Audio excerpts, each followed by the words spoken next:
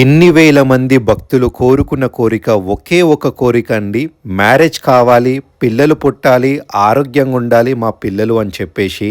ఈ దేవాలయంలో మీరు సాక్షాత్తు సుబ్రహ్మణ్య స్వామి వారితోటే మాట్లాడొచ్చు. మీరు ఏమి మాట్లాడినా సుబ్రహ్మణ్య స్వామి వారు వింటారు అండి. ఈ దేవాలయం ప్రత్యేకతనే అది.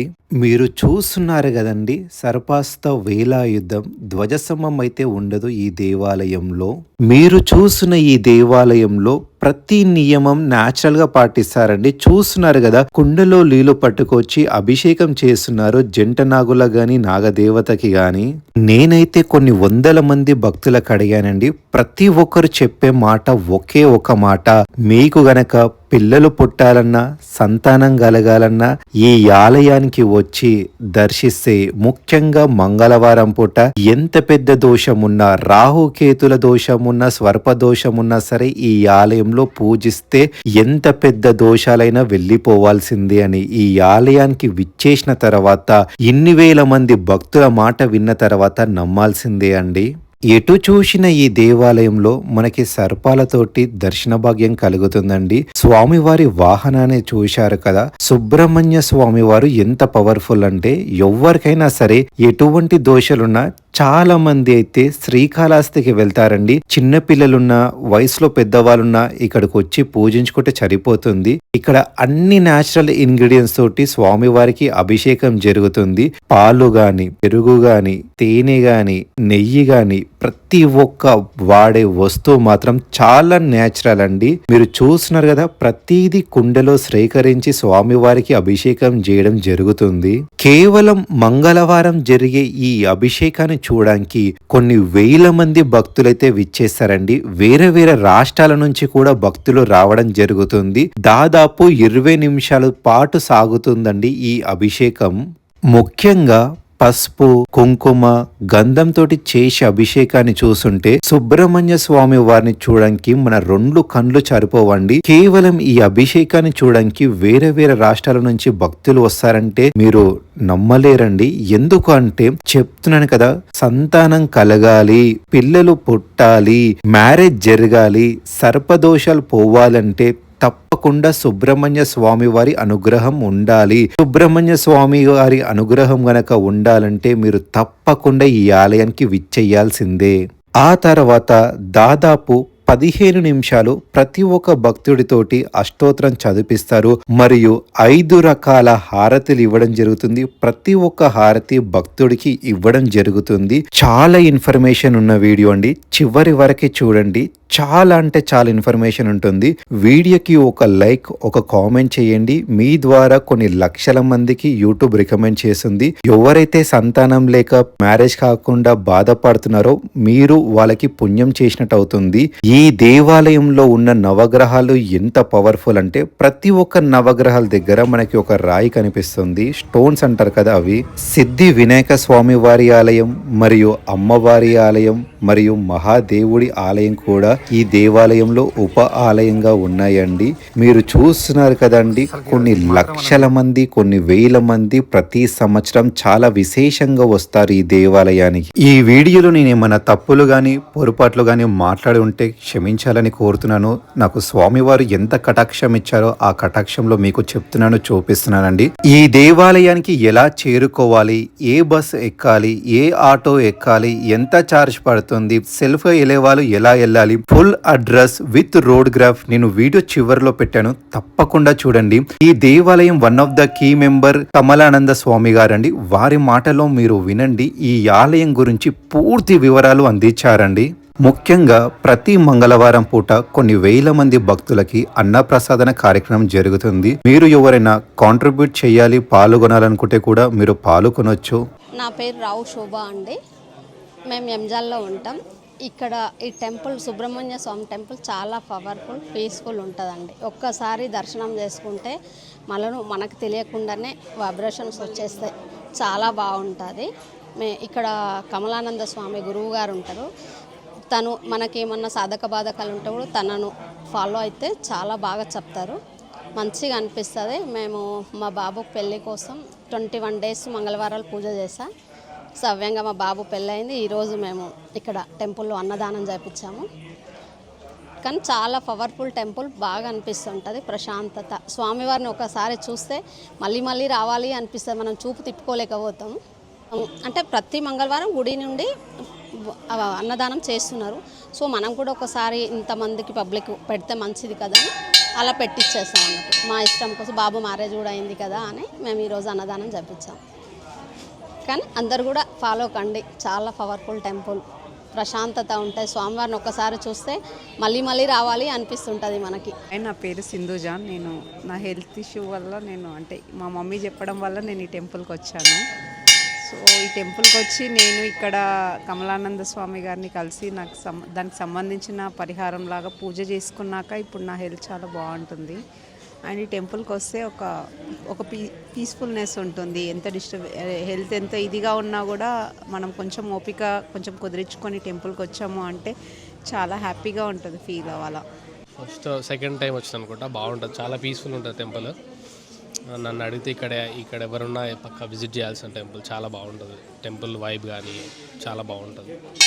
అన్నదానం కూడా పెడతారు, స్వాములు వస్తారు, గోశాల ఉంటుంది, చాలా అందంగా ఉంటుంది అన్నమాట టెంపుల్ అయితే, చాలా బాగుంటుంది. Do visit here every time.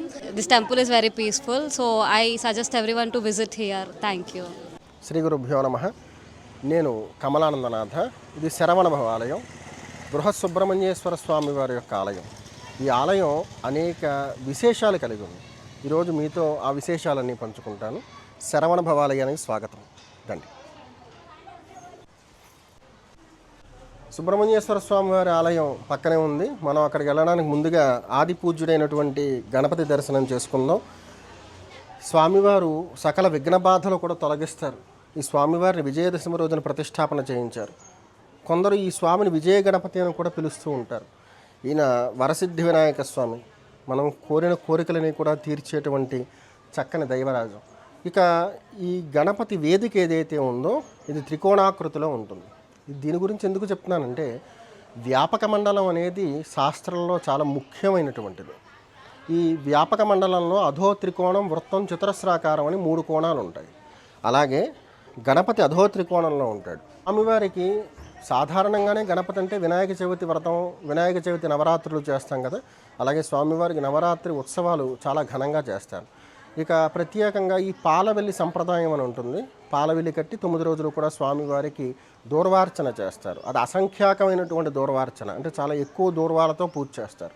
ప్రత్యేకంగా స్వామివారికి ప్రతి నెలా కూడా సంకటహర చవితి రోజున సూర్యాస్తమన సమయంలో అభిషేకం చేయించి అర్చనాదులన్నీ కూడా చేస్తారు. ఆ రోజున కూడా దూర్వార్చన చేస్తారు.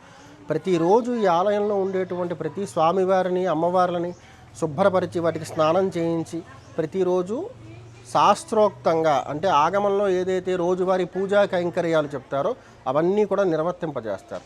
గణపతి స్వామివారికి బుధవారం అంటే చాలా ప్రీతిపాత్రం. ఆ రోజున స్వామివారికి చాలామంది ఉండ్రాళ్ళు సమర్పిస్తూ ఉంటారు. ఇది ఆలయంలో ఒక ప్రత్యేకమైన అంశం అన్నమాట. సాధారణంగా మనం ఏదైనా అన్న పదార్థం లేదా వండిన పదార్థాలు తీసుకెళ్తే చాలా ఆలయాల్లో అది నివేదన చేయడానికి ఉండదు. కానీ ఈ ఉపాలయాల్లో మాత్రం మనం తీసుకొచ్చిన పదార్థాన్ని నివేదన చేయవచ్చు. అది బుధవారం రోజున ఆ వెసులుబాటును కల్పించడం జరుగుతుంది. సంకటహర చవితి వ్రతం చాలా చక్కగా జరుగుతుంది. ఈ గణపతి అనుగ్రహంతో మీరందరూ కూడా చక్కగా ఉండాలని కోరుకుంటున్నాను. దీని తర్వాత అమ్మవారికి సంబంధించిన వేదిక ఉంటుంది. అది అంగిరాలయం, చతురస్రాకారంలో ఉంటుంది. తర్వాత శివుడికి సంబంధించిన వేదిక ఉంటుంది, అది వృత్తాకారంలో ఉంటుంది. అంటే మీకు ఇప్పుడు చెప్పిన వ్యాపక మండలంలో ఉన్నటువంటి 3 కోణాలు కూడా ఈ ఉపాలయాల్లో ఉంటాయన్నమాట. అధో త్రికోణం, వృత్తం, చతురస్రాకారం. వ్యాపక కుండం అనేది కూడా ఈ ఆలయంలో ఒక ప్రధానమైన అంశం. దాని గురించి కూడా ఇప్పుడు మీకు తెలియచేస్తాను. ఇప్పుడు ప్రధానంగా ఈ ఆలయంలో అమ్మవారు ఆవిడ ఎలా ఆవిర్భవించింది, ఇక్కడికి ఎలా వచ్చిందనే విశేషాలు అంగిరాలయం గురించి చెప్పినప్పుడు మీకు తెలియచేస్తాను. ఇదే మన అంగిరాలయం. అమ్మవారు అధర్వణ భద్రకాళి, ఈవిని ప్రత్యంగిరా పరమేశ్వరి అంటారు. ఈ ప్రత్యంగిర అనేటువంటి పదం నుంచి అంగిరాంబ అనే పేరు కూడా వచ్చింది. అందుచేతనే అమ్మవారిని అంగిర అని పిలుస్తారు. ఇదే అంగిరాలయం. ఇక ఈ ఆలయంలో అమ్మవారికి ముందు భాగంలో ఇది భూపురి యొక్క వ్యాపక కుండం అంటారు. అంటే దీని లోపల త్రికోణాకృతి ఉంటుంది, దానిపైన వృత్తాకృతి, దానిపైన చతురస్రాకృతి ఉంటుంది. వీటికి భూపురాలు ఉంటాయి. దీన్ని భూపురయుక్తమైనటువంటి వ్యాపక కుండం అంటారు. ఇందులో తాంత్రికాగ్ని ప్రతిష్టాపన, వైదికాగ్ని ప్రతిష్టాపన, లౌకికాగ్ని ప్రతిష్టాపన ఏదైనా చక్కగా చేయొచ్చు. సాధారణంగా ఒక కుండానికి ఒకే తత్వాన్ని కలిగి ఉన్న లక్షణం ఉంటుంది. అంటే అది వైదిక హోమాలకు కానీ, తాంత్రిక హోమాలకు కానీ, లౌకిక హోమాలకు కానీ. ఇందులో 3 రకాల హోమాలు కూడా నిర్వర్తింపజేసుకోవచ్చు. అందుచేతనే దీన్ని భూపురయుక్తమైనటువంటి వ్యాపక కుండం అంటారు. ఇక అమ్మవారు అధర్వణ భద్రకాళి, ప్రత్యంగిర పరమేశ్వరి, ఇవన్నీ సింహి అపరాజిత అని, సింహి అంగిరస అని కూడా పిలుస్తూ ఉంటారు. అమ్మవారు కూడా విజయదశమి ప్రతిష్ట, విజయానికి సంకేతం అమ్మవారు. ఇవిని నమ్ముకున్న వాళ్ళందరూ కూడా స్ఫోటక బాధల నుంచి విముక్తులవుతారు. మనకు తెలియకుండా మనకి కొన్ని సందర్భాల్లో కొంత చెడ్డ ఆరా కనెక్ట్ అవుతూ ఉంటుంది, నెగిటివ్. అటువంటి దాన్ని తొలగించడానికి, ప్రయోగ బాధలు తొలగించడానికి, నరఘోష, దృష్టి దోషాలు, పరబాధలు ఇవన్నీ తొలగించడానికి మంత్రశాస్త్రం మొత్తానికి అధర్వణ భద్రకాళిని మించినటువంటి విద్య ఇంకొకటి లేదు. అమ్మవారిని విద్యా రాజ్ఞి అని కూడా పిలుస్తూ ఉంటారు. ఏ రకమైనటువంటి చెడునైనా నివృత్తి చేయగలిగేటువంటి తత్వం, అంతటి శక్తి అమ్మవారి సొంతం. అమ్మవారి ముందు కుండం ఉంటుంది. ఇందులో ప్రతి అష్టమికి, అంటే శుద్ధంలో అష్టమి, పూర్ణిమ, బహుళంలో అష్టమి, అమావాస్య, ఈ 4 తిథుల్లో కూడా విశేషమైనటువంటి ప్రత్యంగిరా హోమాలు చేస్తారు. ఈ ప్రత్యంగిరా హోమాలు సాధారణంగా మిరపకాయ, వెల్లుల్లిపాయలు ఇలాంటివి ఉపయోగించి చాలా చోట్ల చేస్తూ ఉంటారు. కానీ ఈ అమ్మవారి యొక్క సన్నిధిలో తెల్లవాలు, మిరియాలు, విషముష్టి గింజలు, తుంగదుంపలు, తిప్పతీగ, సొంటి, పిప్పళ్ళు ఇవన్నీ కూడా ఉపయోగించి చేస్తారు. అంటే అమ్మవారు చాలామంది అనుకుంటారు కారాన్ని ఇష్టపడుతుందేమో. అది కారం కాదు, ఘాటు. మిర్చి నుంచి వచ్చేదాన్ని, అంటే మనం మిరపకాయలు ఉపయోగిస్తూ ఉంటాం, అది కారం అన్నమాట. అమ్మవారికి కావాల్సింది ఘాటు. ఇప్పుడు మీకు చెప్పినటువంటి పదార్థాలు ఏవైతే ఉన్నాయో అవన్నీ కూడా ఘాటునిస్తాయి. వాటితో పాటు హవిష్యాన్నం కొన్ని సందర్భాల్లో మాత్రమే, అంటే ఆవ కలిపినటువంటి అన్నాన్ని కూడా ఈ అమ్మవారి హోమంలో వినియోగిస్తారు. ఇది నెలకు 4 రోజులు మాత్రమే జరుగుతుంది. శుద్ధంలో అష్టమి, పూర్ణిమ, బహుళంలో అష్టమి, అమావాస్య. ఈ రోజుల్లో ప్రామాణికమైనటువంటి ప్రత్యంగిరా హోమాలు ఇక్కడ నిర్వర్తించబడతాయి. ఇదే మన శరవణ భవాలయం, బృహత్ సుబ్రహ్మణ్యేశ్వర ఆలయం. ఈ ఆలయానికి సంబంధించి అభిషేక కార్యక్రమాలు అవన్నీ మీరు చూశారు. ప్రత్యేకంగా ఇప్పుడు ఆలయానికి సంబంధించిన విశేషాలు మీకు తెలియజేస్తాను. ఈ ఆలయంలో ప్రతి అణువు కూడా ఒక గొప్ప శాస్త్ర ప్రమాణాన్ని పోలి ఉంటుంది. ఈ మెట్లు, ఇది కుడికాలతో మొదలు పెడితే మరలా కుడికాలతోటే ప్రధాన వేదిక దగ్గరికి వెళతాం. ఈ 2 చెట్లు కూడా ఎర్రచందన మొక్కలు. ఈ ఆలయ నిర్మాణం చేయడానికి పూర్వం నుంచే ఉన్నాయి. బహుశా ఇక్కడ ఆలయం వస్తుందని వాటికి ముందుగానే తెలిసేమో, అందుకే ముందు నుంచి అలా ఉన్నాయి. వాటిని ఇబ్బంది పెట్టడం ఇష్టం లేక అలా మెట్ల మధ్యలో వాటిని ఉంచడం జరిగింది. ఇది సర్పాశ్రితమైనటువంటి వేలాయుధం. మనం చాలా ఆలయాల్లో ఈ ధ్వజస్తంభాలు అవి చూస్తూ ఉంటాం. ధ్వజస్తంభాన్ని శిఖరానికి సమాంతరంగా, శిఖరం ఎంత ఎత్తుందో అంత ఎత్తులో పెట్టాలని చాలామంది చెప్తూ ఉంటారు. వాస్తవంగా మీకు ఒక చిన్న మాట చెప్తాను. వాహనాన్ని బట్టి దాని ఎగ్జాస్ట్ డిపెండ్ అయ్యి ఉంటుంది. అలాగే మనం లోపల స్థాపన చేసేటువంటి విగ్రహమూర్తులు ఏవైతే ఉంటాయో వాటి నుంచి ఉత్పన్నమయ్యేటువంటి శక్తి ఏదైతే ఉంటుందో శక్తిని బట్టి ధ్వజానికి సంబంధించిన ప్రమాణం ఆధారపడి ఉంటుందనేది శాస్త్రం యొక్క సారాంశం. అందులో భాగంగానే స్వామివారు 6 అడుగుల 3 అంగుళాల ఎత్తులో ఒక సేనాధిపతి ఎలాగైతే ఉంటాడో, ఎంత ఎత్తులో ఉంటాడో అంత ఎత్తులోనూ స్వామివారి విగ్రహం ఉంటుంది. ఇక దానికి పోలే విధంగా, అంటే ఆ విగ్రహానికి చేసేటువంటి కైంకర్యాలు ఏవైతే ఉన్నాయో ఆ కైంకర్యాలన్నిటి వల్ల లభించినటువంటి శక్తి ప్రసరణకు కావలసినటువంటి ఎత్తులో 9 అడుగుల ప్రమాణంలో ఈ వేలాయుధాన్ని తయారు చేయించడం జరిగింది. సర్పాశ్రితమైన వేలాయుధం. మనకి రాజముద్రలు అంటూ ఉంటారు. ఒక ఆస్థానానికి ఒక రకమైన ముద్ర ఉంటుంది కదా, అలాగే ఈ ఆలయానికి సంబంధించిన రాజముద్ర ఇదే అన్నమాట. అంటే ఇది నమోదైనటువంటి రాజముద్ర. ఈ ఆలయానికి సంబంధించిన ముఖ్యమైనటువంటి సమాచారాన్ని తెలియచేసేటప్పుడు కూడా ఇదే రాజముద్రను ఉపయోగిస్తూ ఉంటారు. అది మనం ఆలయానికి సంబంధించిన తలుపులేమి కూడా చూడవచ్చు, ద్వారబంధాల మీద. ఇక ఇది పుట్ట, గతంలో ఇక్కడ చాలా సాధారణమైన పుట్ట ఉండేది. ఇది కృత్రిమమైందే, కాకపోతే సహజాన్ని పోలి ఉంటుందన్నమాట సంపూర్ణంగా. ఇందులో మనం ఎన్ని లీటర్ల పాలు పోసినా కానీ లోపలికి వెళ్ళిపోతూ ఉంటాయి. దీనికి సంబంధించి ఈ ఆలయంలో ఇంకో విశేషం ఏంటంటే, మనం చాలా ఆలయాల్లో చూస్తూ ఉంటాం, స్వామివారికి అమ్మవార్లకి చేసినటువంటి అభిషేక జలాలు ఏవైతే ఉన్నాయో అవన్నీ కూడా అందరితో పాటే డ్రైన్లోకి వెళ్ళిపోతూ ఉంటాయి. ఇక్కడ ప్రత్యేకంగా వాటి కోసం ఒక పాండ్ ఉంటుందన్నమాట. ఇక్కడ నుంచి స్వామివారికి కైంకర్యం చేయించిన చివరికి మీరు కొబ్బరికాయ కొట్టినా కానీ ఆ నీళ్లు కూడా దాంట్లోకే వెళ్తాయి అన్నమాట. అలాగే స్టోర్ అయ్యి భూమిలోకి ఇంకిపోతాయి, వాటిని డ్రైన్స్ కనెక్ట్ చేయరు. ఇక ఇందులో జంట పాములు ఉంటాయి. ఈయన ఒక పాము ఉంటుంది. వివాహం కానటువంటి వారు ఈ ఒక పాముకి పూజ చేస్తూ ఉంటారు. దాంపత్యంలో ఉన్నటువంటి వారు సంతానార్థులు జంట పాములకు పూజ చేస్తూ ఉంటారు. అందుచేత ఈ ఆలయం మొత్తానికి ఇవే ఉంటాయి. ఎవరైనా మేము సర్పప్రతిష్టలు చేస్తామని వచ్చినా సరే ఇక్కడ వెసులుబాటు ఉండదు, ఇవి మాత్రమే ఉంటాయి. ఇది స్వామివారికి సంబంధించిన బలిపీఠం. చక్కగా రోజు ఇక్కడ బలి ప్రదానం చేస్తూ ఉంటారు. ఆయనకి పెట్టిన నివేదన ఏదైతే ఉందో ఆయన్ని ఆశ్రయించినటువంటి గణాల తృప్తి కోసం ప్రభూత బలి అంటారు. ఇతరమైన పశుపక్ష్యాదులు కూడా భోజనం చేయాలి కాబట్టి, అవి కూడా బ్రతకాలి కాబట్టి, ఒక ఆలయం ఉందంటే అది అన్ని జీవరాశులకి మేలు చేసేదే ఉండాలనే ఉద్దేశం చేత ఇవన్నీ ఏర్పాటు చేయడం జరిగింది. ఆ బలిపీఠం మీద ప్రతిరోజు కూడా అన్న పదార్థాన్ని బలిస్తారు. ఇదే కాకుండా ఈ ఆలయంలో స్వామివారికి సంబంధించిన కైంకర్యాలు చేయడం కోసం మన స్వామివారికి అభిషేకానికి కైంకర్యాలకి ఉపయోగించే నీటి గురించి మనం మాట్లాడుకోవాలి.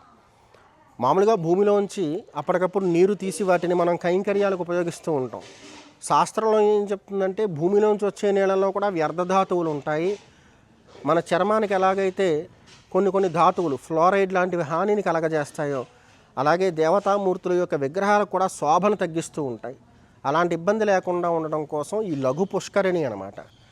ఈ లఘు పుష్కరిణి మన ఆలయంలో స్వామివారికి చేసేటువంటి కైంకర్యాలు ఏవైతే ఉంటాయో వాటిల్లో ఉపయోగించేటువంటి నీటిని ముందుగా నిలువ చేసి, ఇక ఇందులో లోపలన్నీ కూడా స్వామివారి యంత్రాలు ఉంటాయి, సుబ్రహ్మణ్య యంత్రాలు. అవి రాగితో అనుసంధానం, రాగితో చేయబడినవి అనమాట. రాగి ఎప్పుడు నీళ్ళల్లో ఉండేటువంటి వ్యర్థాన్ని కిందకి తీసుకొచ్చేస్తుందని శాస్త్రం తెలియజేస్తోంది. దీన్ని సైన్స్ కూడా అంగీకరించింది. అందుచేతనే ఈ రకంగా ఇందులో శుద్ధైనటువంటి నీరు ఏదైతే ఉందో ఆ నీటిని తీసుకెళ్లి స్వామివారి కైంకర్యాలకి వినియోగిస్తూ ఉంటారు. ఇది స్కందవనం, స్వామివారికి సంబంధించినటువంటి స్కందవనం. ఒక ఆలయం ఎలా ఉండాలి అని ఆలోచన చేస్తే, అంటే దీనికి ఏదో నేను పక్కన ఉన్నానని కాదు, అసలు ఈ ఆలయ నిర్మాణం ఏదైతే ఉందో అదే ఇప్పుడు మీకు చెప్పినటువంటి మాట. ఒక ఆలయం ఎలా ఉండాలి అని ఆలోచించే, ఇలా ఉండాలి అని సమాధానం కోసం ఈ ఆలయానికి నేను చదివినటువంటి జ్ఞానాన్ని ఆపాదించి పక్కన ఉండి నిర్మాణం చేయించడం జరిగింది. ఇది మహాబిల్వం. ఇలాంటి మహాబిల్వాలు మన ఆలయంలో చాలా ఉన్నాయి. ఇవి కొంచెం అరుదుగా ఉంటూ ఉంటాయి. ఆలయం పక్కనే బిల్వవనం ఉంది. ఒక పొడుగంతా కూడా బిల్వవనం ఉంటుంది. ఇవన్నీ అపరాజిత పుష్పాలు. అమ్మవారికి పూజ చేయడానికి వీటన్నిటినీ కూడా ఉపయోగిస్తూ ఉంటారు. మనకు తెలుసు కదా, వీటిని శంఖ పుష్పాలు అంటారు. అమ్మవారికి బాగా ప్రీతిపాత్రమైనవి. పెద్దలు ఎవరైనా సాయంత్ర సమయంలో మనోల్లాసం కోసం ఈ నడుస్తూ ఇటు పక్కకు వచ్చినప్పుడు విశ్రాంతి తీసుకోవడానికి, కాసేపు కూర్చోవడానికి, మంచి మాటలు మాట్లాడుకోవడానికి కూర్చునేటువంటి వెసులుబాటును కూడా ఇక్కడ ఏర్పాటు చేయడం జరిగింది. ఇప్పుడు ఆలయానికి సంబంధించిన ముఖ్యమైనటువంటి విశేషాలు మీకు తెలియజేస్తాను, రండి.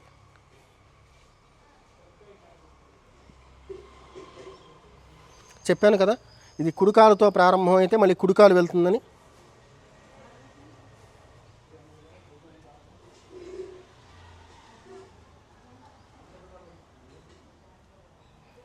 ఇది కుడికాలు వస్తుంది పైకి. నేను అక్కడ ప్రారంభమైన దాన్ని బట్టి అక్కడ ఎడమకాలతో ప్రారంభమైతే ఎడమకాలు, కుడికాలతో ప్రారంభమైతే కుడికాలతో నేను పైకి వస్తాను. ఈ వేదిక మీదకి వచ్చినప్పుడు కూడా కుడికాలుతో రావాలనేటువంటి సంప్రదాయం ఒకటి ఉంది. అందుచేతనే ఆ విషయంలో కూడా తగు జాగ్రత్త తీసుకోవడం జరిగింది. ఇది రాహుకేతు పూజ చేసేటువంటి వేదిక. ఆదివారం రోజున సాయంత్రం 4:30 నుంచి 6 గంటల వరకు రాహుకాలం ఉంటుంది. చాలామంది జాతకరీత్యా ఈ సర్పయోగంతో ఇబ్బంది పడుతున్న వాళ్ళు ఉంటారు. చాలా ఆశాభంగాలు అవుతూ ఉంటాయి వాళ్ళకి. దాని నుంచి తప్పించుకోవడం కోసం సిద్ధాంతులు చెబుతారు, కాళహస్తి వెళ్ళి సర్ప పూజ చేయించండి అని. చిన్న వయసులో ఉన్నవారు, అక్కడ దాకా వెళ్ళి పూజ చేయించుకోలేనటువంటి వాళ్ళు, ముసలివారు, ఇలాంటి వారు ఎవరైనా ఉంటే వాళ్ళు అంత దూరం వెళ్ళలేరు. కాబట్టి అటువంటి వారి కోసం ఈ వేదిక ఏర్పాటు చేయడం జరిగింది. చక్కగా ఆదివారం సాయంత్రం ఇక్కడికి వచ్చి సర్ప పూజకు సంబంధించిన విధానాలన్నీ కూడా ఇక్కడ ఆచరించవచ్చు. ఇందులో ఉండేటువంటి పండితులు దానికి సంబంధించిన సమగ్రమైన సమాచారాన్ని మీకు తెలియజేస్తారు. ఈ ఆలయం ప్రసరింప చేయడానికి మన లోపల ఉండేటువంటి అవయవ వ్యవస్థ ఎలాగైతే పనిచేస్తుందో, ప్రత్యేకంగా ప్రేగులు ఎలాగైతే పనిచేస్తాయో, దీని లోపల ఉండేటువంటి తామరతంతు కూడా అలాగే. ఇక ఆ తామరతంతు అనేది స్వామివారిని మనం ప్రతిష్టాపన చేసిన వేదిక కింద నుంచి లోపల బంగారు యంత్రం ఉంటుంది. ఆ యంత్రానికి అది తగిలి అక్కడి నుంచి ఈ మెట్ల మార్గంలో శిఖి వెనకాలకి, నెమల వెనకాలకి ఆ తంతు వస్తుంది. దాని తర్వాత అక్కడి నుంచి సర్పాశ్రితమైనటువంటి వేలాయుధానికి వెళ్ళే దిశగా ఈ వేదికను కూడా స్పృశిస్తూ అందులోకి వెళుతుంది.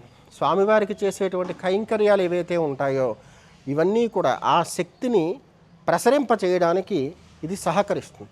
ఇంతే కాకుండా ఒక విగ్రహం నుంచి ఉత్పన్నమయ్యేటువంటి శక్తి చాలా తీవ్రంగా ఉంటే కనుక ఆ శక్తి తీవ్రతను నియంత్రిస్తూ ఎక్కడి నుంచి ప్రసరించాల్సింది అక్కడి నుంచి ప్రసరించే దిశగా ఆలయానికి శిఖరం అనే దాన్ని ఏర్పాటు చేస్తారు. శిఖరం దానిలో ఉండేటువంటి లక్షణం గ్రహించినటువంటి చైతన్యం ఏదైతే ఉంటుందో దానిని చాలా దూరం వరకు కేంద్రీకరించగలుగుతుంది, అంటే శక్తిని ప్రసరింప చేయగలుగుతుంది. అటువంటి లక్షణాలతో శిఖరాన్ని కూడా ఆపాదించడం జరిగింది. మీకు ఇందాక చెప్పినటువంటి మారేడు వనం ఇదే. మారేడు, మేడి, ముఖ్యంగా ప్రధానంగా మారేడు ఉంటుంది. ఇక మేడి చెట్టు, రావి ఇవన్నీ కూడా ఉంటాయి. ఆలయం అంటేనే ప్రకృతి. ప్రకృతిలో దైవత్వాన్ని మనం చూడాలి. మన ధర్మాల్లో కూడా అదే చెప్తారు. ఇక ఆలయం విషయానికి వస్తే స్వామివారు 6 అడుగుల 3 అంగుళాల ప్రమాణంలో ఒక సేనాధిపతి, యుద్ధం చేయడానికి సైన్యాన్ని నడిపించేటువంటి అధిపతి ఎంత ఎత్తులో అయితే ఉంటాడో అంత ఎత్తులోనూ స్వామివారు ఉంటారు. గతంలో దానికి ప్రమాణం ఉండేది, సేనాధిపతి 6 అడుగుల 3 అంగుళాలు కనీసంగా ఉండాలని. సుబ్రహ్మణ్యేశ్వర స్వామివారికి నామకరణం ఉంది కదా, సేనాన్యై నమః అని చెప్పి. అంటే ఆయన సేనాధిపతి, మనలందరినీ కూడా నడిపించేవాడు. అందుచేతనే సుబ్రహ్మణ్యేశ్వర స్వామి వారికి 6 అడుగుల 3 అంగుళాల ప్రమాణంలో విగ్రహ స్వరూపంగా ప్రతిష్టాపన చేయడం జరిగింది. ఈ ఆలయంలో భక్తుల కోరికలన్నీ కూడా సఫలీకృతం అవ్వడానికి ప్రతి మంగళవారం రోజున ఇప్పుడు ఈ కార్యక్రమంలో మీరు చూసే ఉంటారు. ఈ కార్యక్రమంలో సుబ్రహ్మణ్యేశ్వర స్వామి వారికి విశేషమైన అభిషేకం మీరు ఎలాగైతే తిలకించారో అలాగే ప్రతి మంగళవారం కూడా జరుగుతూ ఉంటుంది. ప్రతి మంగళవారం వచ్చిన వారందరికీ చక్కగా అన్న సమారాధన చేస్తారు. వందల్లో భక్తులు వస్తారు ఇక్కడికి. ఇక దీనికి 8 స్తంభాలు ఉంటాయి. 8 స్తంభాల మీద 8 మంది భైరవులు ఉంటారు. అసితాంగ భైరవుడు లగాయతు సంహార కాల భైరవుడు దాకా మొత్తం 8 మంది ఉంటారు. వీళ్ళందరికీ కూడా 8 బలిపీఠాలు, వాటన్నిటికీ ఉదయ భాగంలో బలి ప్రదానం కూడా చేయడం జరుగుతుంది. మనం ఎవరింటికైనా వెళితే నేను వచ్చాను అని చెప్పడానికి మనం వాళ్ళ ఇంటి కాలింగ్ బెల్ కొట్టడమో తలుపు కొట్టడమో చేస్తూ ఉంటాం. అలాగే ఆలయానికి వెళ్ళినప్పుడు నేను వచ్చాను అని చెప్పడం కోసం ఘంటానాదం చేస్తూ ఉంటాం. పూర్వకాలంలో ఈ గంటను గమనించండి, పైకి దీనికి అదనంగా ఒక రాగి తీగ అనుసంధానం చేయబడి ఉంటుంది. అలా లోపలికి వెళ్ళి అలాగా స్వామివారి యొక్క విగ్రహం కింద ఏదైతే ప్రధానమైన బంగారు యంత్రం ఉంటుందో ఆ యంత్రానికి ఆ కనెక్టివిటీ ఉంటుంది. మనం ఇక్కడ ఘంటానాదం చేస్తే కొన్ని డెసిబెల్స్ లోపల వైబ్రేట్ అవుతుంది. ప్రతి 6 మాసాలకి ఒకసారి దాని పరీక్ష, అంటే అది ఎలా ఉంది, ఎలా పనిచేస్తుందనే పరీక్ష కూడా ఈ ఆలయంలో చేస్తారు.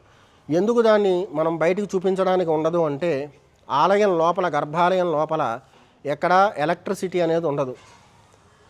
ఎందుకంటే పూర్వకాలం నుంచి మనం గమనిస్తే ప్రధాన ఆలయాలు, ముఖ్యమైనటువంటి ఆలయాల్లో ఆ చైతన్యాన్ని కన్ఫ్యూజ్ చేసేలాగా వేరొక చైతన్యం ఉండకూడదు అని చెప్తారు, వేరొక శక్తి ఉండకూడదు.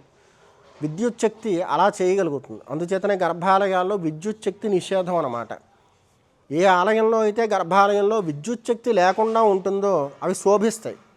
అలాగే ఈ గర్భాలయంలో కూడా కరెంటుకి అవకాశం లేకుండా బయట నుంచే కాస్త వెలుగు ప్రసరణ జరిగే విధంగా ఏర్పాటు చేయడం జరిగింది. స్వామివారి యొక్క ద్వారాలు చూడండి, దాని మీద సర్పాశ్రితమైనటువంటి వేలాయుధం కనిపిస్తోంది కదా, ఇది ఆలయానికి సంబంధించినటువంటి రాజముద్ర. ఇక సుముఖ సుదేహ 6 అడుగుల ప్రమాణంలో స్వామివారి యొక్క ఆలయాన్ని సంరక్షిస్తూ ఉండేటువంటి ద్వారపాలకులు ఉభయులు. ఈయన సుముఖ, ఆయన సుదేహ. ఇవి కూడా 6 అడుగుల ప్రమాణంలో ఉంటాయి. ఎప్పుడూ కూడా విగ్రహమూర్తి కన్నా బయట ఉండేటువంటి ద్వారపాలకులు ఎక్కువ ఎత్తు ఉండకూడదు. అందుచేతనే విగ్రహ ప్రమాణాన్ని బట్టి ఏర్పాటు చేస్తారు. ఇది శివాలయానికి వర్తించదు. శివలింగం ఇంతే ఉంటుందండి, నేను ఎక్కడో బయట చూశాను పెద్ద ద్వారపాలకులు ఉన్నారు అని అంటారు. అది శివలింగానికి వర్తించదు. అది క్రియతో కూడినటువంటి మూర్తి, ఇది స్వరూపమూర్తి, అందుచేతను దీనికి వర్తిస్తుంది. ఇక ఆలయానికి సంబంధించి మనం ప్రదక్షిణా మార్గంలో స్వామివారి ఆలయంలో ప్రదక్షిణ చేస్తూ ఉంటే ఆలయం వెనక భాగంలో మన కామ్యములన్నీ కూడా తీర్చడం కోసం, ఆలయ వెనక భాగంలో మన కామ్యములన్నీ కూడా తీర్చడం కోసం కామ్యకర్ణం అని ఏర్పాటు చేయబడింది. ఇది కామ్యకర్ణం అనే సూచిక, ఇది కామ్యకర్ణం. ఇందులో మన కోరికలు తెలియజేయాలి.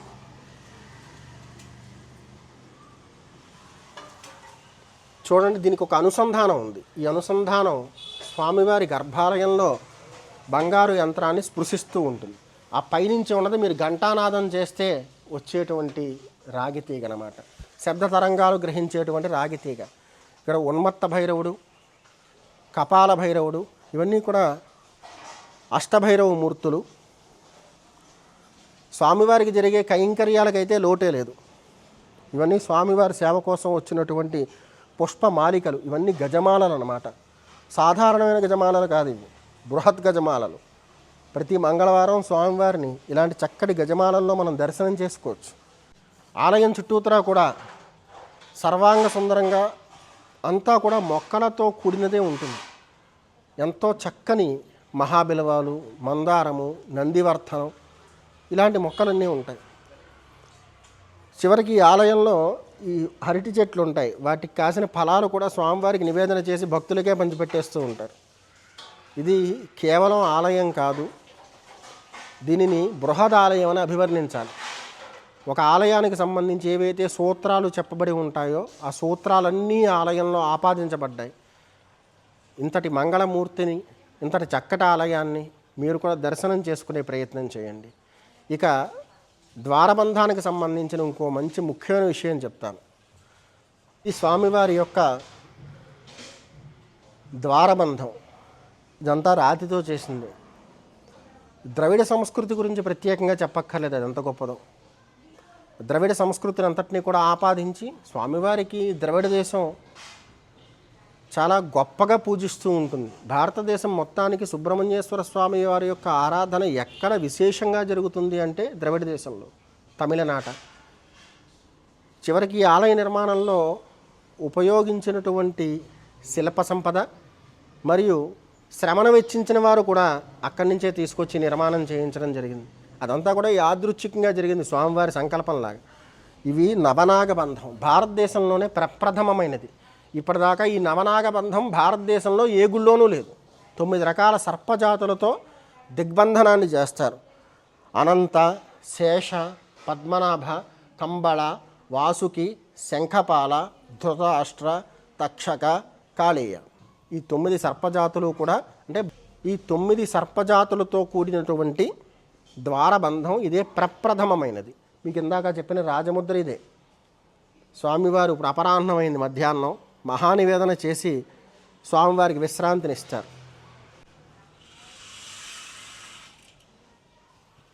ఇది రాజముద్ర. ఆలయం యొక్క వైభవం ఎంత చెప్పినా ఇంకా శేషం ఉంటుంది. అవకాశం ఉన్నటువంటి వారందరూ కూడా చక్కగా ఈ ఆలయాన్ని సందర్శించి స్వామివారికి అర్చనాదులు ఆచరించి తరించ ప్రార్థన. ప్రత్యేకంగా ఈ నెల 26వ తారీఖు, నవంబర్ 26వ తారీఖు సుబ్రహ్మణ్యేశ్వర స్వామివారి షష్ఠి మహోత్సవం. ఈ ఆలయంలో కావడి మహోత్సవం నిర్వహిస్తారు. అంటే భుజం మీద చెరుకు గడ పెట్టుకుని అటు ఇటు కావళ్ళు ఉంటాయి.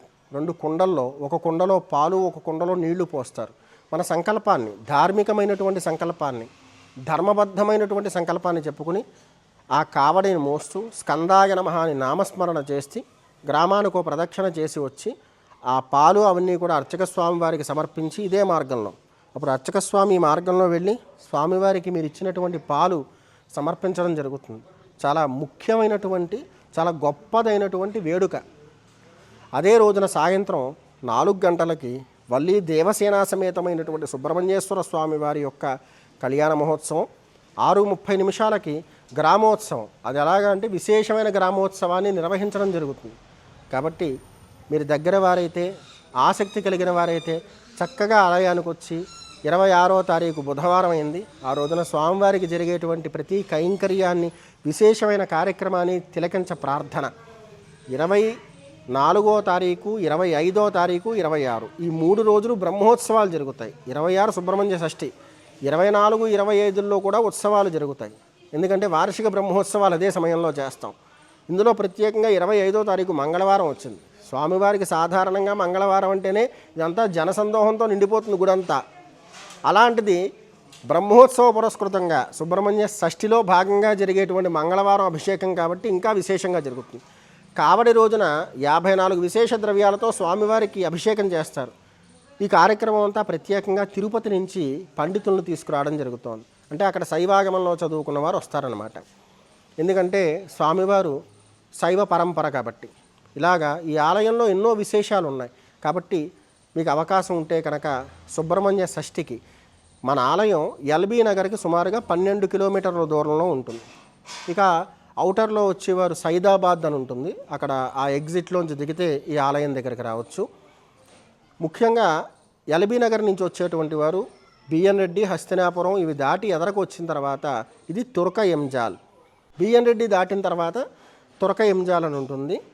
అక్కడ మనం వెంకటేశ్వర స్వామి కమాన్ ఉంటుంది, శరవణ భవాలయం లేదా సుబ్రహ్మణ్యేశ్వర స్వామి ఆలయం, high school, government high school ఎక్కడా అని అడిగితే ఎవరైనా చెప్తారు. చక్కగా హై స్కూల్ ఎదుర్కొండగానే ఉంటుంది ఇది, ఆలయాన్ని సందర్శించవచ్చు. ఇక సుదూరాల్లో ఉండేటువంటి వారికి గూగుల్లో సింహి అంగిరస అని టైప్ చేస్తే మీకు ఈ లొకేషన్కి తీసుకొస్తుంది.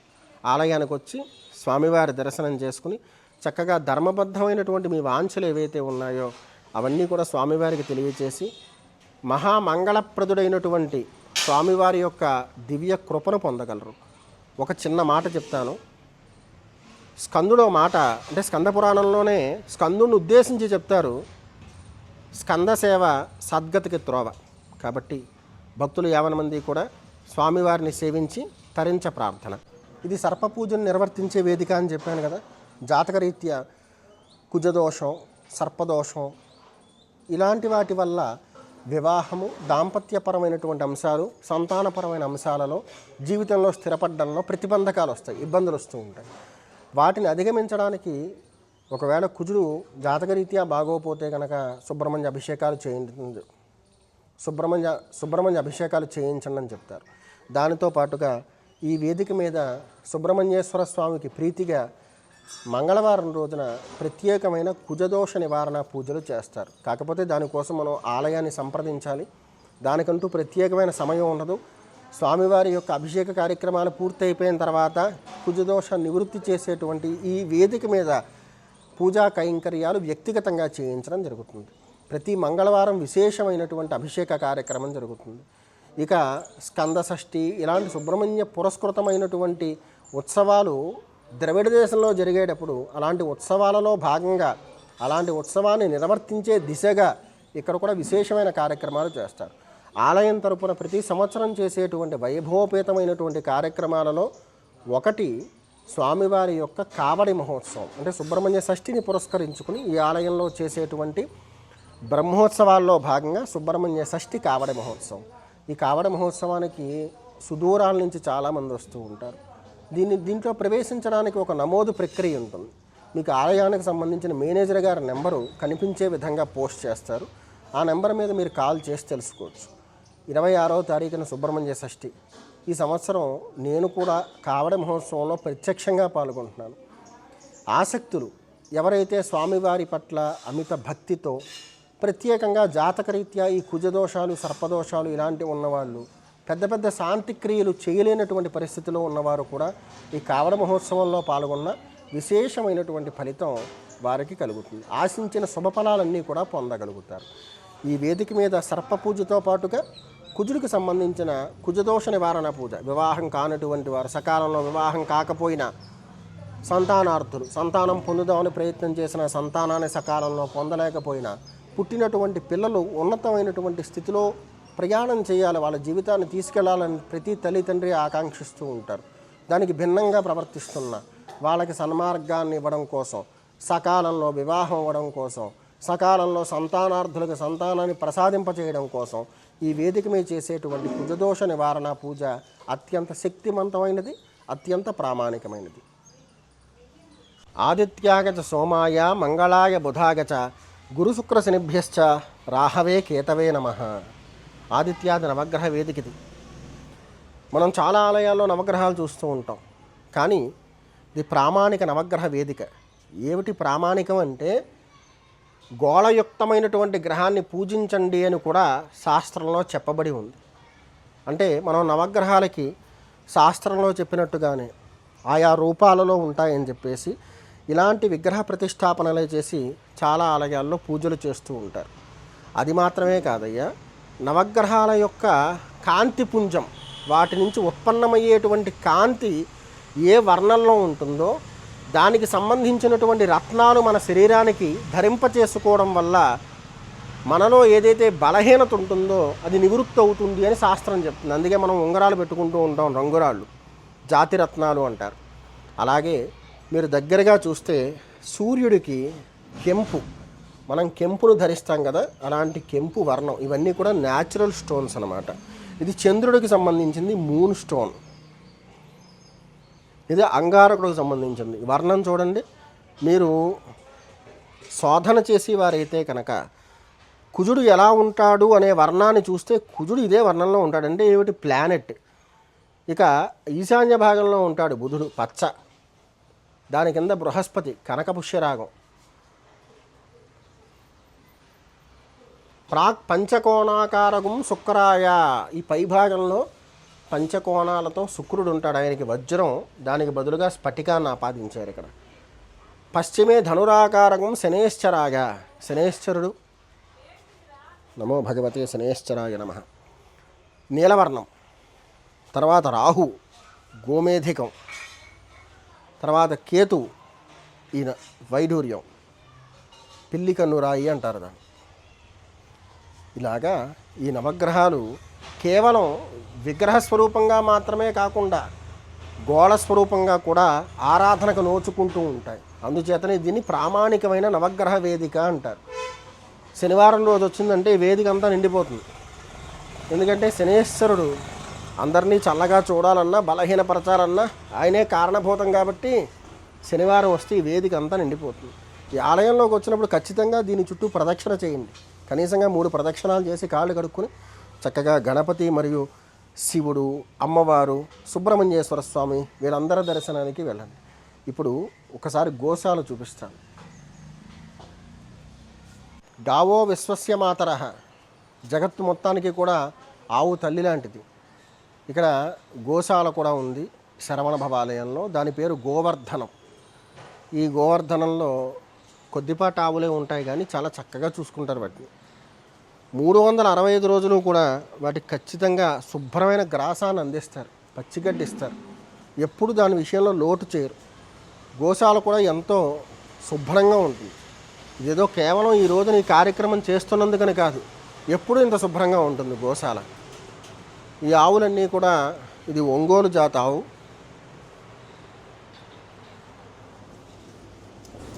చాలా మంచి ఆవులు ఇవన్నీ. ఇది కూడా స్వామివారిలాగా 6 అడుగులు ఉంటుంది. ఇప్పుడు నిద్రించే సమయం, విశ్రాంతి తీసుకుంటున్నాయి ఇవి. చాలా చక్కటి ఆవులు. ఏదైనా ఒక ఆలయం ఉందంటే ఆలయానికి శాంతికైనా సరే, అక్కడ అనేక క్రియలు జరుగుతూ ఉంటాయి కదా, వాటి శాంతి కోసమైనా సరే ఖచ్చితంగా ఒక గోవుని అక్కడ వృద్ధిపరుస్తూ ఉండాలని చెప్తారు. వృద్ధిపరచడం అంటే దానికి కలిగిన సంతానాన్ని కూడా మనం వృద్ధి చేస్తూ పోషిస్తూ ఉండాలి. శరవణ భవాలయం పూర్తవడానికి ముందు 2014వ సంవత్సరం పూర్తవుతోందనగా ఈ ఆవు ఈ ఆలయం దగ్గరకు వచ్చింది. అప్పుడు ఇంకా ఆలయ నిర్మాణం ఏం చేయలేదు. ఆలయం కన్నా ముందే ఇది ఈ ప్రదేశంలో తిరుగుతూ ఉండేది. చాలా పెద్దదైంది. ఇక ఆలయానికి ఉన్న ప్రత్యేకతల్లో ఇక్కడికి వచ్చినటువంటి ఆవు, ఇక్కడ పెంచేది తక్కువ ఆవులే అయినప్పటికీ కూడా ఇక్కడ ఉండేటువంటి ఆవు, వచ్చిన ఆవుని దాని జీవితం పూర్తయ్యేదాకా కూడా ఇక్కడే ఉంచుతారు. బయట వాళ్ళు ఎవ్వరికి ఇవ్వరు. వాటి ఉనికిని కోల్పోయిన తర్వాత ఒకవేళ వాటి వయసు పూర్తయిపోయి మృత్యువుకు గురైతే కనుక వీటిని ఖననం చేయడానికి ప్రత్యేకమైన ప్రదేశం ఒకటి ఏర్పాటు చేయడం జరిగింది. వీటిని ఖననం చేయడానికి ఒక ప్రత్యేకమైన ప్రదేశం ఒకటి ఏర్పాటు చేయడం జరిగింది. చాలామంది గోవులు మృతి చెందిన తర్వాత వాటిని రకరకాల ప్రదేశాలకు తరలించేస్తూ ఉంటారు. ఇక్కడ గో సంపదను అలా చేయరన్నమాట. వీటిని చాలా జాగ్రత్తగా చూసుకుంటారు. 2014 చివర ఆవు ఇక్కడికి వచ్చినప్పుడే దాని పిల్లాడది, అప్పుడు చాలా చిన్న పిల్ల ఎంత వచ్చింది, ఇప్పుడు చాలా పెద్దదైంది. దీని పేరు బసవ. ఇది చాలా మంచిది.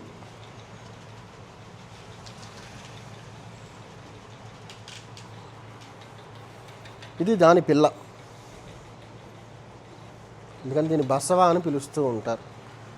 ఏదైనా సరే ఒక ఆలయం అంటే ధార్మిక క్షేత్రం, అందులో మంచిని ప్రబోధించడంతో పాటుగా కాలమానుసారంగా మనం ధర్మాన్ని కూడా చక్కగా నిర్వర్తిస్తూ ఉండాలి.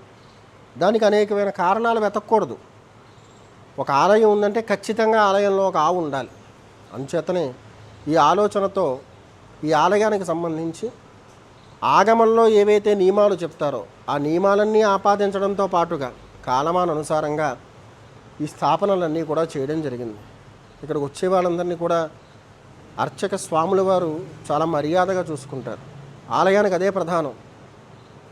ఇక ఈ ఆలయం అంతా కూడా గౌని పవన్ కుమార్ గారని చాలా చిన్న వయస్కులైన ఆయనకి సుబ్రహ్మణ్యేశ్వర స్వామి వారి యొక్క ఆరాధన చేయడం బాగా అలవాటైంది.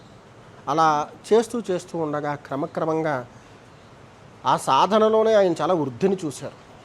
ఆ సమయంలో ఆయన నాతో స్వామివారికి ఏదైనా మందిరం కడితే బాగుంటుంది అనిపించడం, అంటే ఆయన నాతో చెప్పిన మాట అది.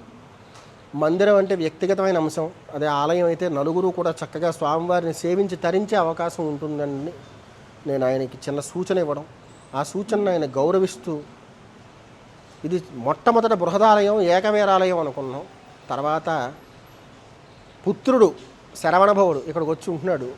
బహుశా తల్లిదండ్రులకి వెలితనిపించినట్టుంది పిల్లాడు అక్కడ ఉంటున్నారని చెప్పేసి, అందుకే ఒకళ్ళ తర్వాత ఒకళ్ళు, తర్వాత అన్నగారు కూడా ఇక్కడికి వచ్చి ప్రతిష్ఠితులయ్యారు. ముందుగా వచ్చింది శరవణభవుడు. ఆ గౌని పవన్ కుమార్ గారు వారికి కలిగినటువంటి ఆ ఆలోచన యొక్క సారాంశమే ఈ శరవణ భవాలయం. దీనికి ఆయన మాత్రమే శాశ్వతమైన ధర్మకర్త. స్థలం లగాయతు నిర్మాణం దాకా ప్రతీదీ కూడా ఆయన చేతుల మీద, ఎక్కడికి వెళ్ళి ఎవరి నుంచి ఏది ఆశించకుండగా ఇంతటి బృహదాలయాన్ని ఆయన స్వయం కృషితో నిర్మించారు. నా సలహాలతో. నేను కేవలం ఈ ఆలయంలో సలహాదారుణ్ణి. నేను కమలానందనాథ. ఈ ఆలయానికి సంబంధించినటువంటి మొత్తం వ్యవహారం అంటే ఆర్థికపరమైన ప్రతి అంశాన్ని కూడా ఒక వ్యక్తి తను ఇల్లు కట్టించుకుంటున్నాడు, ఒక స్థలం ఉందని, దాని పట్ల అంత శ్రద్ధ పెట్టాడో లేదో నాకు తెలియదు. నిజంగానే ధర్మకర్త పవన్ గారు ఆయన సొంత ఇల్లు నిర్మాణం చేసుకున్నప్పుడు కూడా దాని గురించి అంత ఆలోచించారో లేదో నాకు తెలియదు. కానీ ఈ విషయంలో మాత్రం ఆలయ నిర్మాణం విషయంలో రోజు కొన్ని గంటల పాటు ఇక్కడే ఉండి ప్రతి పనిని కూడా చూసుకుంటూ ఆలయ నిర్మాణం చేయడం జరిగింది. ఈ ఆలయం కొన్ని తరాలకు ఆదర్శప్రాయం ఇవ్వాలి, కొత్తగా కట్టేటువంటి అనేక ఆలయాలకు మార్గదర్శనం చేస్తూ ఉండాలని నా ఆకాంక్ష. మీరు కూడా ఆలయానికి వచ్చి చక్కగా సందర్శించి స్వామివారి యొక్క కైంకర్యాలు, మీకు ఏదైనా అభిషేకం అర్చన ఇటువంటివి ఆచరించాలనిపిస్తే ఆచరించి స్వామివారి యొక్క దివ్య కృపకు పాత్రులవ్వండి. ప్రత్యేకంగా నవంబర్ 26 షష్ఠి మహోత్సవం, కావడి మహోత్సవం జరుగుతుంది. చాలా గొప్పగా జరుగుతుంది. వచ్చిన ప్రతి భక్తుడికి కూడా ఈ అన్న సమారాధనలో చక్కటి భోజన ప్రసాదాన్ని కూడా ఇక్కడ ఇవ్వడం జరుగుతుంది. 50 మంది కూడా విచ్చేసి స్వామివారి దర్శనం చేసుకుని చక్కగా తీర్థ ప్రసాదాలు మహాప్రసాదం స్వీకరించి తరించ ప్రార్థన. సర్వే జనా సుఖినో భవంతు. సుదూరాల నుంచి వచ్చేటువంటి వారికి చిన్న విజ్ఞప్తి. ఆలయానికి సంబంధించిన సమయాల విషయంలో కొంతమంది కన్ఫ్యూజ్ అవుతూ ఉంటారు. స్వామివారి ఆలయం ఉదయం 6 గంటలకు తెరుస్తారు, 11:30 దాకా ఉంటుంది. మంగళవారం రోజునైతే 12:30 దాకా ఉంటుంది మధ్యాహ్నం. సాయంత్రం మరలా 6 గంటలకి, ఏ రోజైనా సాయంత్రం 6 గంటలకి ఆలయం తలుపులు తీస్తారు. 8:30 వరకు ఉంటుంది. సుదూరాల నుంచి వచ్చేటువంటి వారు ఈ సమయానికి మధ్యస్థంగా రండి. పూర్తయిపోతుందనగా దూరం నుంచి వచ్చి వాళ్ళకు కొన్ని నియమాలు ఉన్నాయి. అంటే ఆలయ నిర్మాణం చేసినప్పుడే కొన్ని నియమాలు ఆపాదించుకోవడం జరిగింది, సమయానికి ప్రాధాన్యత ఇవ్వాలని. అంటే అది మన కోసం కాదు, స్వామివారికి అలాంటి అలవాటు చేయడం అన్నమాట. కాబట్టి దాన్ని గౌరవించి చక్కగా ఆలయం ఉదయం 6 గంటల నుంచి 11:30 దాకా తెరిచి ఉంటుంది. ఆ మధ్యలో చక్కగా వచ్చి స్వామివారి దర్శనం చేసుకోవచ్చు. అర్చన ఏ రోజైనా ఆచరించవచ్చు. అభిషేకం మాత్రం మంగళవారం రోజున జరుగుతుంది. ఇక ప్రతిరోజు సాయంత్రం 6 గంటల నుంచి 8:30 వరకు ఆలయం తెరిచి ఉంటుంది. చక్కగా దర్శనానికి వచ్చేవాళ్ళు ఆ సమయంలో రండి. సర్వే జనా సుఖినో భవంతు. శరవణ భవాలయం. అహం కమలానందనాథ.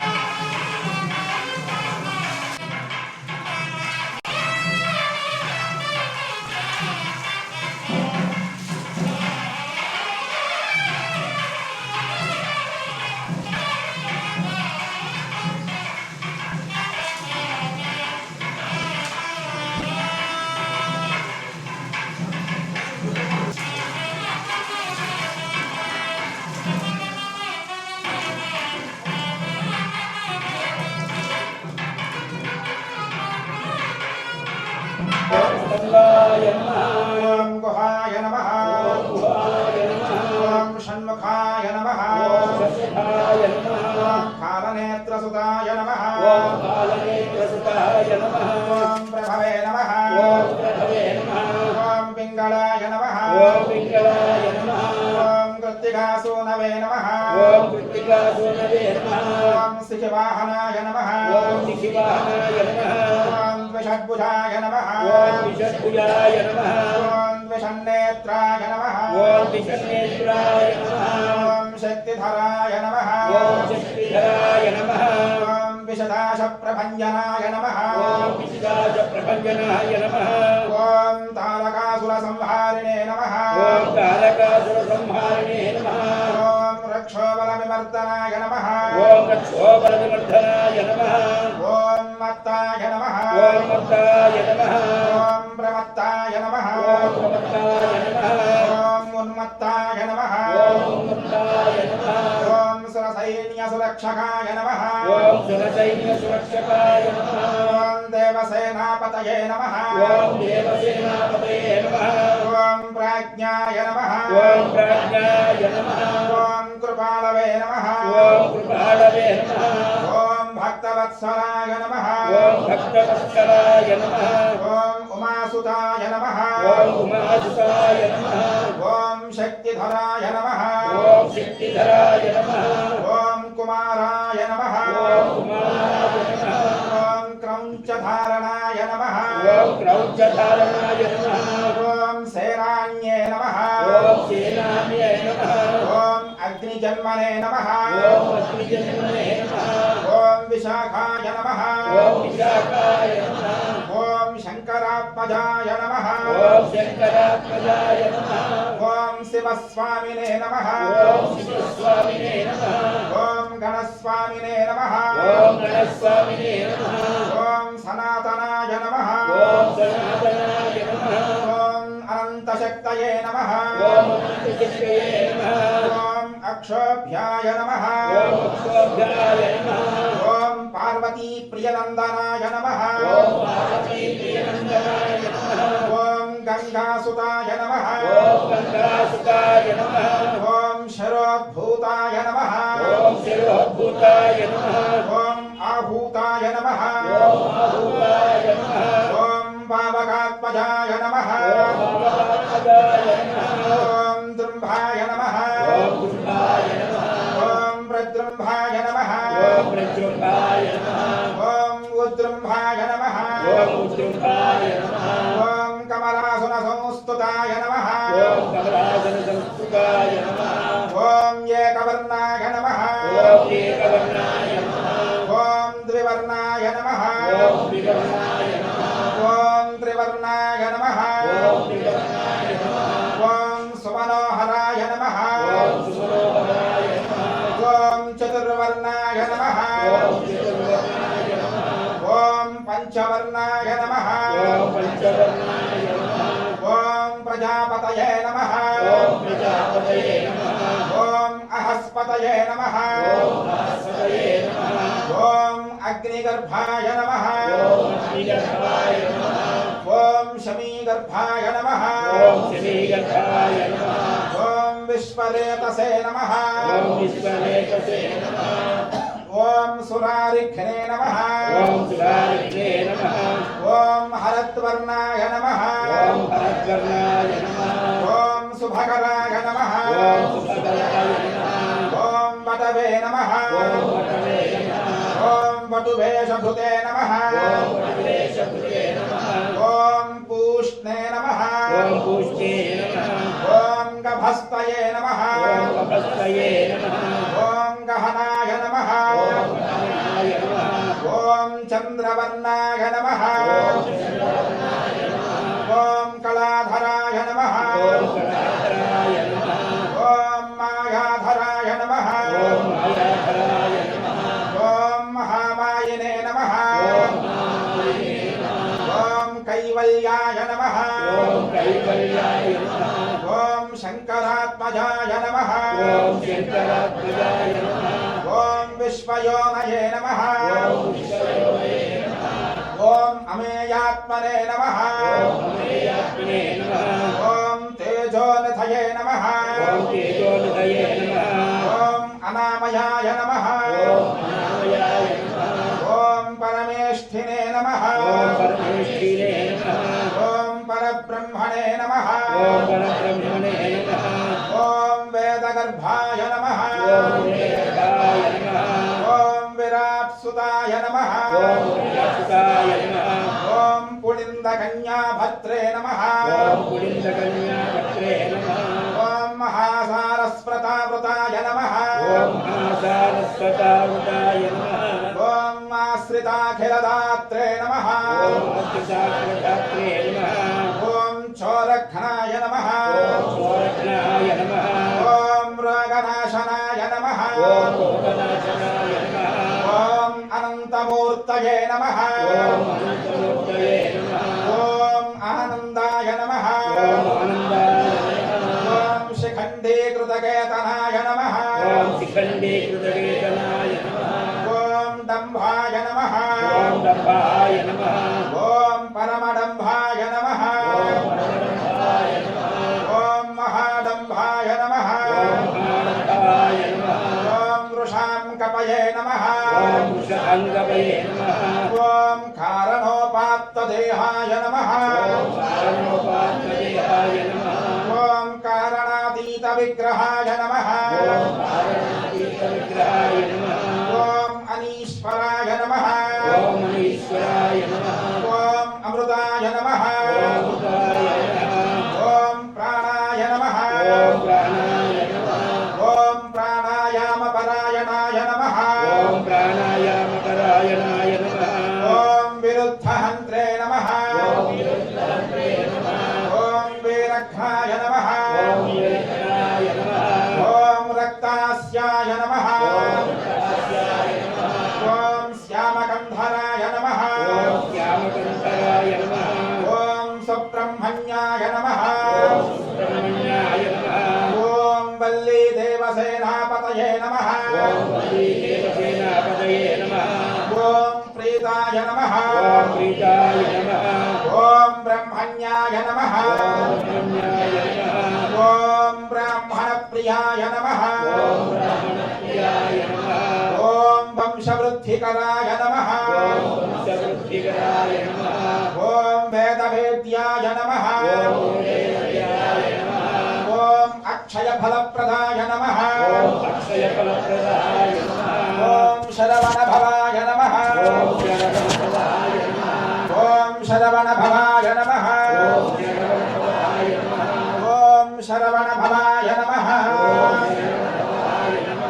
देवसेना समेता सुब्रह्मण्येश्वर स्वामिने महानानाभिधर्मण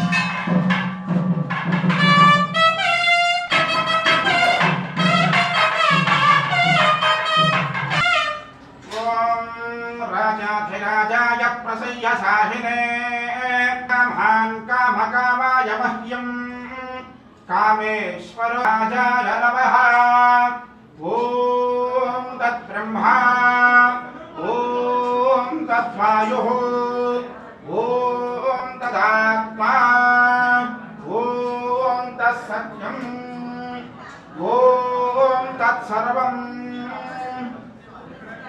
ॐ तत्पुरोर्नमः अन्तश्चरति भूतेषु गुहागां विश्वमूर्तिषु तं यज्ञस्त्वं वषट्कारस्त्वमिन्द्रस्त्वगो रुद्रस्त्वं विष्णुस्त्वं ब्रह्मत्वं प्रजापतिः त्वं तदाप आपोच्योतिरसोऽमृतं ब्रह्म भूर्भुवः शिवराम् ईशानः सर्वविद्यानाम् ईश्वरः सर्वभूतानां ब्रह्माधिपतिर्ब्रह्मणाधिपतिर्ब्रह्मा शिवो मे अस्तु सदा शिवो तत्पुरुषाय विद्महे वक्रतुण्डाय धीमहि तन्नो दन्तिः प्रचोदयात् तत्पुरुषाय विद्महे महासेनाय धीमहि तन्नः षण्मुखः प्रचोदयात् तत्पुरुषाय विद्महे चक्रतुण्डाय धीमहि तन्नो नन्दिः प्रचोदयात् तत्पुरुषाय विद्महे सुवर्णपक्षाय धीमहि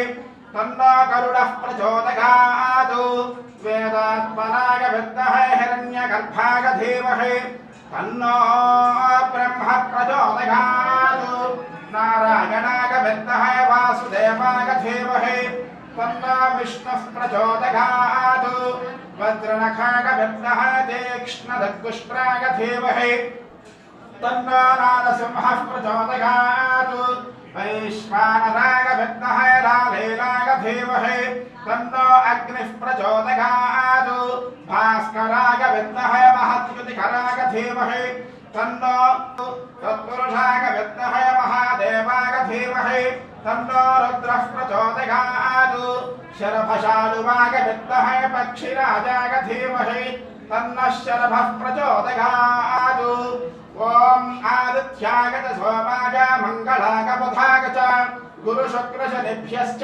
రాహవే. బస్ మార్గంలో ఈ దేవాలయానికి ఎలా చేరుకోవాలంటే జేబీఎస్ నుంచి 279 1/277D బస్ ఎక్కిన ఎంజాల్కి చేరుకోవచ్చండి. మనకి కోటి నుంచి, ఉప్పల్ నుంచి, దిల్సుఖ్ నగర్ నుంచి, మెహదీపట్నం నుంచి ప్రతి ఏరియా నుంచి డైరెక్ట్ బస్సెస్ అయితే ఉన్నాయండి. ఓలా, ఊబర్, ర్యాపిడో ఫెసిలిటీ కూడా ఉంది. అండ్ మనము ఇక్కడ ఎంజాల్లో చేరుకున్న తర్వాత ఇక్కడ బస్ స్టాప్ కనిపిస్తుంది కదండి, ఎంజాల్ బస్ స్టాప్ ఇదే. మనకి రాఘవేంద్ర టిఫిన్ సెంటర్ ఉంటుంది. ఆ టిఫిన్ సెంటర్ నుంచి మనము క్రాస్ చేయాల్సి ఉంటుంది, లేదా మనం ఇక్కడ కొంచెం ముందుకు వచ్చి యూటర్న్ తీసుకోవాలి. మనకి తులిప్స్ గ్రాండ్ ఉంది కదండి, అది మనకి బస్ స్టాప్ నుంచే కనిపిస్తుంది. అక్కడ దిగి మనం ఇక్కడ ఆటో మాట్లాడుకొని వెళ్ళొచ్చు. ఇక్కడ నుంచి ఆటోలో 50 to 100 రూపీస్ తీసుకుంటారు. ఎవరైతే బస్ లో వచ్చారో దాదాపు మనకి ఒక 3 to 4 కిలోమీటర్స్ ఉంటుంది అండి. లేదా మనము సెల్ఫ్ గా ఎవరైతే వెహికల్ మీద, బైక్ లో గానీ, కార్ లో గానీ, ఇతర ఏ ట్రాన్స్పోర్ట్ లో వచ్చినా సరే మీరు ఇక్కడ ఎంజాలో నుంచి ఇక్కడ యూటర్న్ తీసుకొని స్ట్రైట్ గా రావాల్సి ఉంటుందండి. స్ట్రైట్ గా వస్తే మనకి ఇక్కడ ఒకటి అంబేద్కర్ స్టాచ్యూ ఉంటుందండి. అంబేద్కర్ స్టాచ్యూ నుంచి లేదా ఇక్కడ మనకి దేవాలయం ఖమ్మం కూడా కనిపిస్తుందండి. మీకు ఇక్కడ కనిపిస్తుంది కదండి ఖమ్మం, ఇదే అండి దేవాలయానికి వెళ్లే మార్గం మనము. సో ఇక్కడి నుంచి ప్రతి గల్లీ ఎలా వెళ్ళాలి నేను క్లియర్ గా పెట్టానండి, మీరు చూసుకుంటూ కూడా వెళ్ళొచ్చు. నేను వీడియో డిస్క్రిప్షన్ లో కూడా క్లియర్ గా మెన్షన్ చేస్తానండి ఈ దేవాలయం అడ్రస్, ల్యాండ్ మార్క్ మరియు గూగుల్ మ్యాప్స్ కూడా ప్రతిదీ నేను క్లియర్గా పెడతాను. ఈ ఆలయం చాలా అంటే చాలా పవర్ఫుల్. ఎవరైతే విచ్చేయాలనుకుంటున్నారో తప్పకుండా ఈ వీడియో చూసి కూడా విచ్చేయచ్చు. మీకు ఈ వీడియో ఎలా అనిపించిందో కామెంట్ చేయాలని చెప్పేసి కోరుతున్నాను.